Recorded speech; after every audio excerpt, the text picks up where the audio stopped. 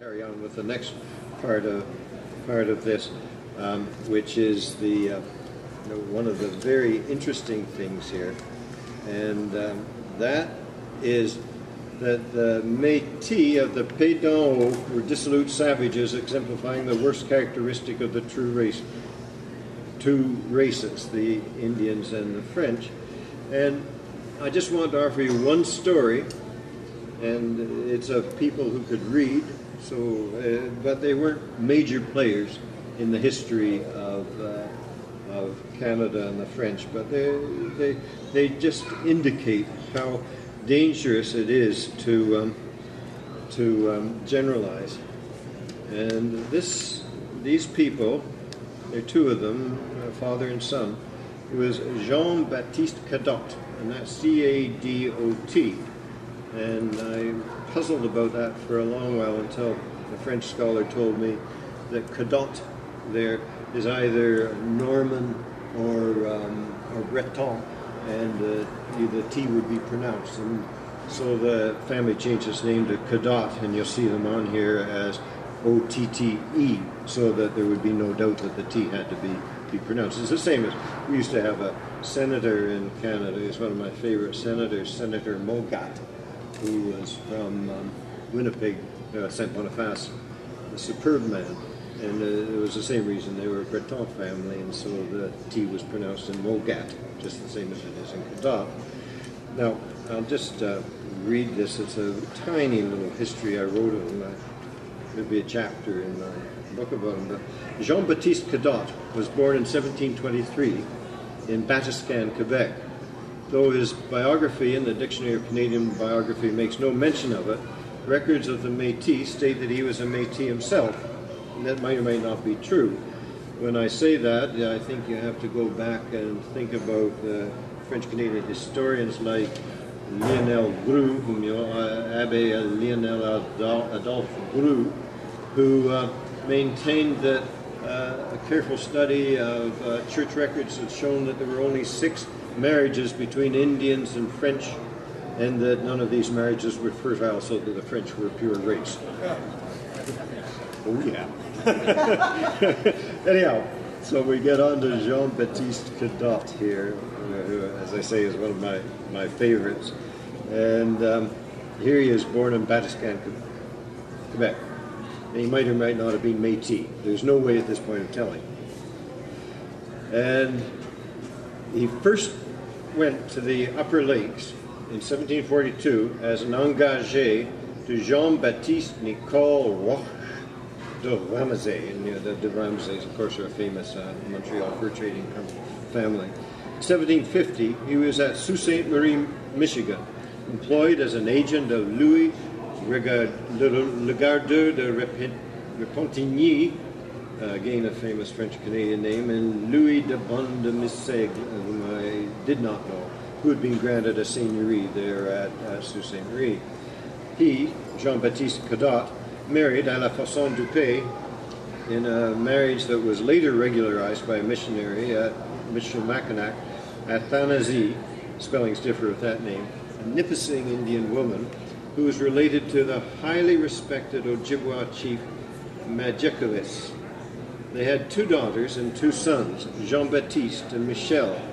In 1767, following the death of Athanasie, Jean-Baptiste Sr. married Marie Mouet, again one of those other famous names, and that T might be pronounced or not, I'm not certain.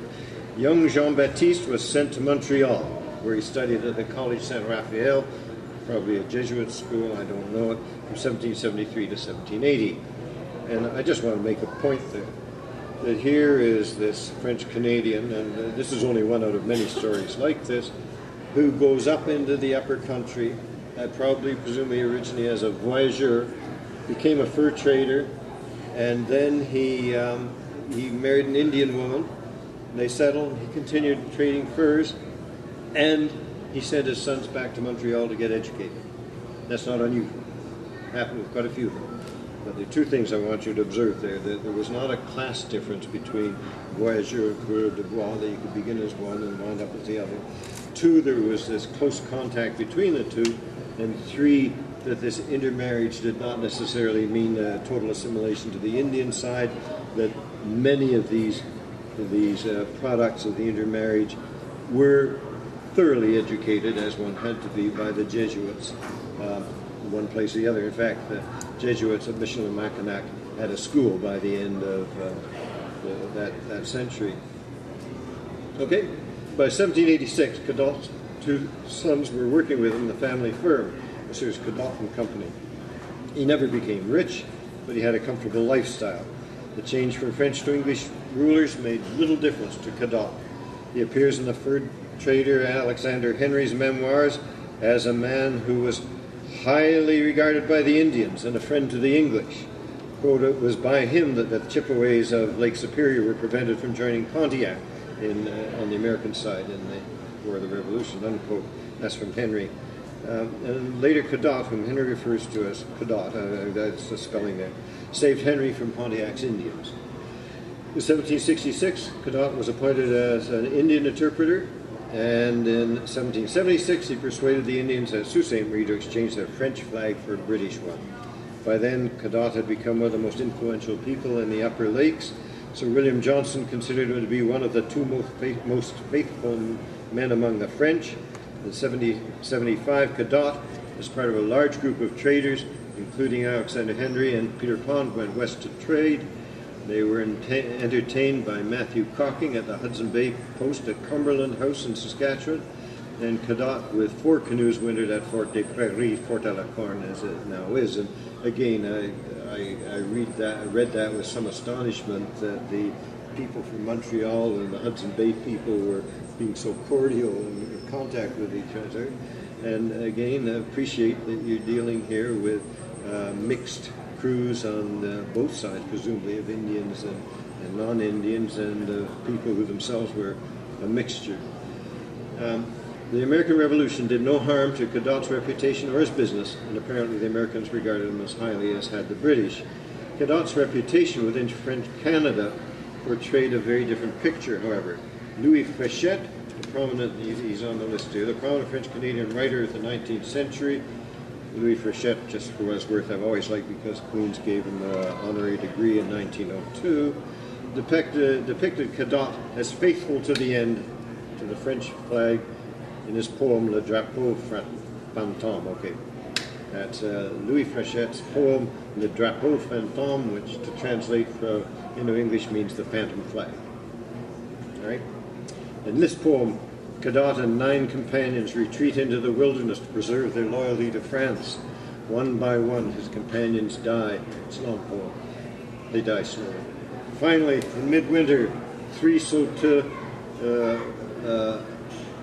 find Cadot's fort. They find Cadot dead, wrapped in the French flag, and then I'll read this in French and then translate it. Les héros étaient morts, drapés dans ce serment. Le fort n'est plus debout, pourtant, it should be debout, pourtant sur les ruines, le voyageur prétend qu'à travers les bruines et les brouillards d'hiver, on voit encore souvent le vieux drapeau français qui flotte dans le vent. I'll translate that now. The heroes are dead. The hero is dead, I should say, singular. Draped in his mourning, his death cloth, whatever you want to call it, the wrapping cloth. I think I remember his French name, or his English word. The fort is not standing anymore. However, on the ruins, the visitor claims that across the wild sounds and the winds of winter, one still sees often the old French flag which floats in the wind. That's the French-Canadian myth. Then the reality is that he was very happy working with the English.